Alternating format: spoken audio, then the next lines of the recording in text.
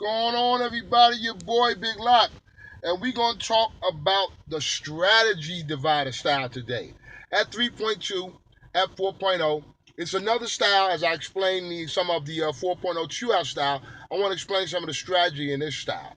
Now imagine we all play another coach. You're setting up offense, you're setting up defense, but let's take one element out. You can't see what the opposing coach is setting up while he's setting up. Now, the divider gives you the ability to do that.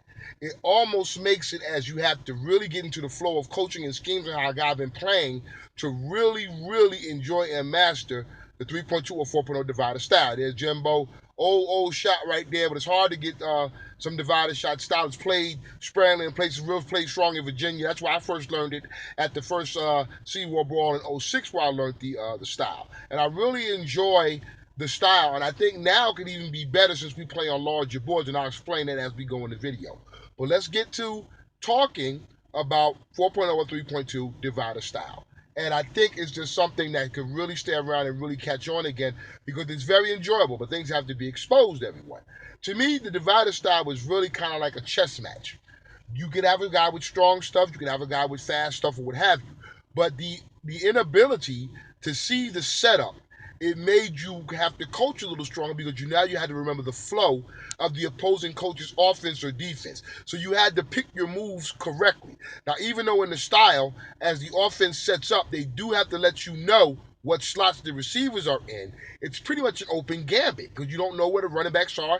You don't know the tight ends are. So it's a very mysterious style.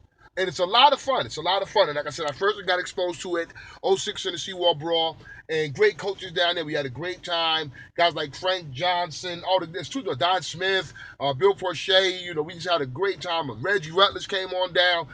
Corey National. We had a great time playing divider style. Now, I think offensively, it's one of them styles that an offensive team that's really strong with positions can do well in because you have the ability now to have that discretion and ability of not showing everything when you can make a basic move of a big surprise on a coach, maybe just doubling up in the triple, or just having that extra back in the backfield to do something special on a sweep or a play action or something. So divider style can put different elements in the game, and I'll show you the divider right here.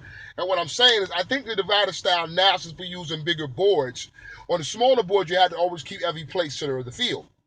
But since we're using bigger boards now, we can slide the dividers left and right to get the hashtag play. So I think we can really bring some strong elements in now that the game is evolving. And I hope you guys will take a stab at it, or maybe I'll take a stab at it myself to keep the divider style around because it's a good style for newbies. It's a great style for newbies. It's an intro style because it gives you strategy too. It gives you strategy where you just can't see everything, so you can't get in the rhythm to plow or bully ball a guy. So you can do certain things in divider style, like with the rules, with the fumble guy. Let's talk about that rule. They have one rule called, and I think it's really basic planning and strategy. It's a wonderful rule. When you play divider style, there's a guy you can have on defense called the designated fumble man.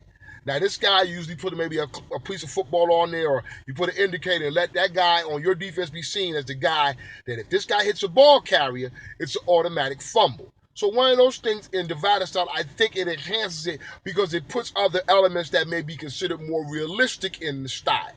But it's a very enjoyable style. My first game against Joe Greco, had a great time against him. It's a great strategy style. So if we spread this stuff to newbies, we can show you there's different ways to play where you can have added elements where you can't see the setup. You can have the divider, lift the divider, and it's a whole thing where you got to get used to that coach's play calling style, how he's running the ball, how he's passing the ball, and you have to counter.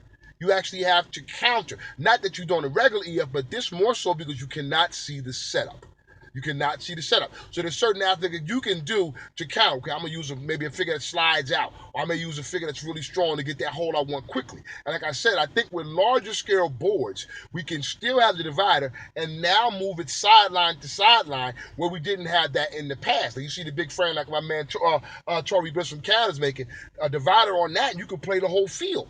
So now there are elements from the past that we could bring to the future on the big board where now I can get that matchup and I can turn around, man, and say, ha ha, I caught you, guy, I caught you. Because that divider style gives you that little bit of secrecy. So it's a great style. I just wanted to explain a little bit more about a few rules. I didn't want to break everything down, but letting you guys know there's ways to play out here that's fun. That's the Fat 8 schedule up on the Fat 8 website right now. Look us up on Yahoo, whatever you're on, Bing, whatever you're on. Look us up. The Fat 8 season is up there for the teams in the Northern Division and the Southern Division, the Southern Division. Big shout out to everybody that put me over 10,000 views, over 120 subscribers. Thank you so much. Kick off Electric Figures with us. You're going to see his stuff coming real soon. Shout out to the Canadian EFL that just joined the New Age group on Facebook. Love what you're doing, guys. Here's a little bit of their work. We want you guys, if you can, we want you to hook up with Chory Brooks. We trying to do Fat 8 Canada possibly down the line. If we can get you guys interested in Fat 8 Canada, we'd love to have your guys come on board with us and do some things with us. So we taking this international, guys. We loving what we doing. I'm always here to help. Some more stuff from the Canadian and the EFL. Great stuff, guys. My man, Eric Johnson, who starts the day off with good breakfast in the Fat 8 game. No better way to start the day. This was a great video. I love you guys. Let's keep these styles around. Fat 8 football, 4th and 1 customization. Love you. Like, comment, and subscribe.